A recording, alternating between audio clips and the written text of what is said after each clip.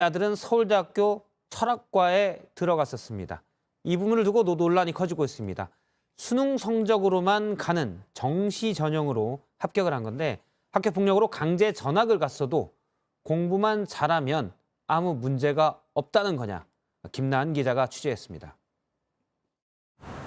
정순신 변호사의 아들은 지금 서울대학교 철학과에 다니고 있습니다. 학교 폭력으로 강제 전학을 당한 이듬해인 2020년 서울대에 들어갔습니다. 2020년도 서울대학교 모집 요강에선 정시 일반 전형의 경우 100% 수능 점수를 보고 뽑았습니다. 다만 징계 기록이 있으면 감점당할 수 있다고 나와 있습니다. 정시와 달리 수시 전형에서는 학교 폭력 처분 내용을 중요하게 봅니다. 아버지가 주도면밀하게 소송전을 전개하는 걸 보면 징계 사유가 있으면 불이익이 있을 거라는 걸 짐작할 수 있거든요. 그러니까 정시에 갈 수밖에 없는 거죠. 서울대는 감점을 해도 100점씩 하지는 않지 않겠느냐며 전형의 특성상 수능 점수가 충분히 높았다면 만회가 됐을 거라고 설명했습니다. 정 변호사는 JTBC에 아들이 정시 원서를 내고 대학에 입학했다며 감점 여부는 합격 통지만 받아서 알 수 없다고 밝혔습니다. 정시 전형이라고 해도 학교 폭력 전력이 어떤 영향도 미치지 못하는 상황은 개선할 필요가 있다는 지적이 높습니다. 교육부는 이와 관련해 다음 달 말 학교 폭력 대책을 내놓겠다고 밝혔습니다. JTBC 김나은입니다. 정순신 변호사의 사퇴를 촉발시킨 아들의 학폭 논란. 법원 판결문을 보면 정 씨 아들의 가해 정황이 낱낱이 드러나 있습니다. 피해 학생을 상대로 폭언과 괴롭힘을 이어갔고 아버지의 직업도 자주 언급했다는 진술도 있었습니다. 최연수 기자입니다. 정순신 변호사 아들 A씨가 고등학교 재학 시절 동급생을 1년 가까이 괴롭혀 전학 조치가 이뤄졌다는 사실이 법원 판결문을 통해 알려졌습니다. 판결문을 살펴보면 A씨는 피해 학생을 상대로 수시로 폭언을 했다는 내용이 담겨 있습니다. A씨의 괴롭힘에 대해 피해 학생은 극단적인 선택을 시도하기도 했습니다. 고위검사였던 아버지의 직업에 대해 자주 이야기했다는 진술도 나왔습니다. A씨는 검사라는 직업은 다 뇌물을 받고 하는 직업이다. 판사랑 친하면 재판에서 무조건 승소한다라고 했다는 겁니다. 이 같은 논란에 오늘 오전 정 변호사는 부모로서 피해자의 피해 회복을 위해 최선의 노력을 다하려고 했다라는 입장을 전했습니다. 하지만 정순신 변호사의 말과는 달리 판결문에서는 A씨의 진술서도 부모의 손을 거친 것으로 파악됐습니다.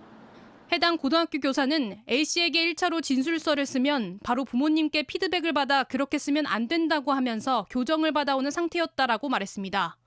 이 밖에 A씨는 학폭위에서 내린 징계에 대해서도 시험 기간이라는 이유로 제대로 이행하지 않았습니다. 정 변호사는 아들의 전학 취소를 위해 가능한 모든 법정 대응을 동원한 것으로 드러났습니다. JTBC 최연수입니다. 정순신 변호사가 신임 국가수사본부장이 된 지 하루 만에 아들의 학교 폭력 문제로 물러나자 대통령실은 인사검증에 한계가 있었다고 해명했습니다. 자녀의 학교 생활까지 조사하기에는 민간인 사찰 논란이 있을 수 있다고 언급했는데 공직자의 인사검증을 민간인 사찰과 비교하는 게 무리라는 지적이 나오고 있습니다. 최승기 기자입니다. 대통령실은 정순신 변호사 자녀의 학교 폭력 문제를 제대로 검증하지 못해 아쉽다고 밝혔습니다. 그러면서도 자녀 문제여서 인사검증에 한계가 있었다고 해명했습니다.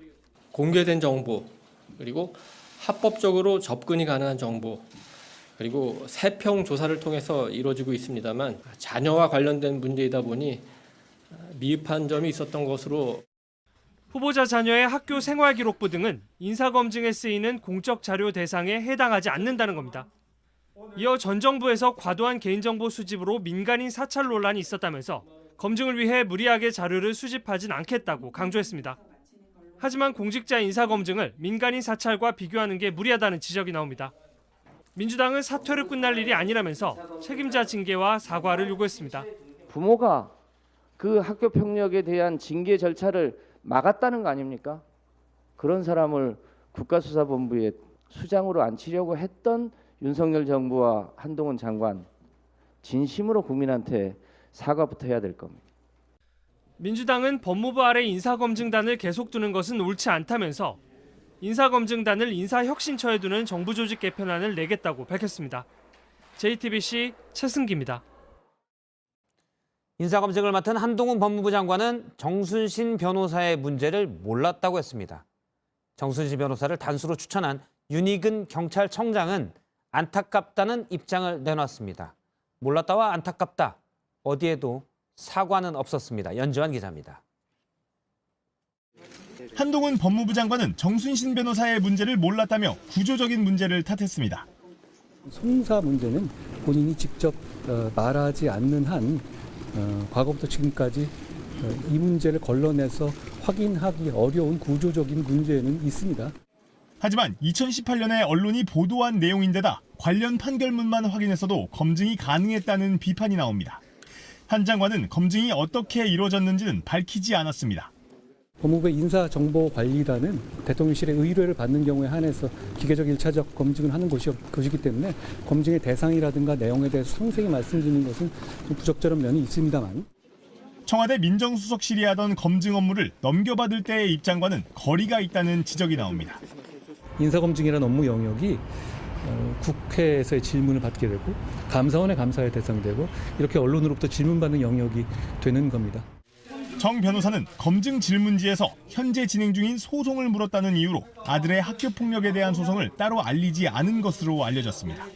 정 변호사를 국가수사본부장으로 단수 추천한 윤희근 경찰청장도 문제를 전혀 몰랐다고 말했습니다. 추천권자로서 일련의 상황에 대해서 안타깝게 생각하고 있습니다. 사과나 유감 표명이 아니었습니다. 경찰 내부에선 유체이탈 화법이라거나 무능함을 보여줬다며 퇴진론도 나오고 있습니다. 이에 대해 윤 청장은 거취는 늘 고민하고 있다는 원론적인 입장만 내놨습니다. JTBC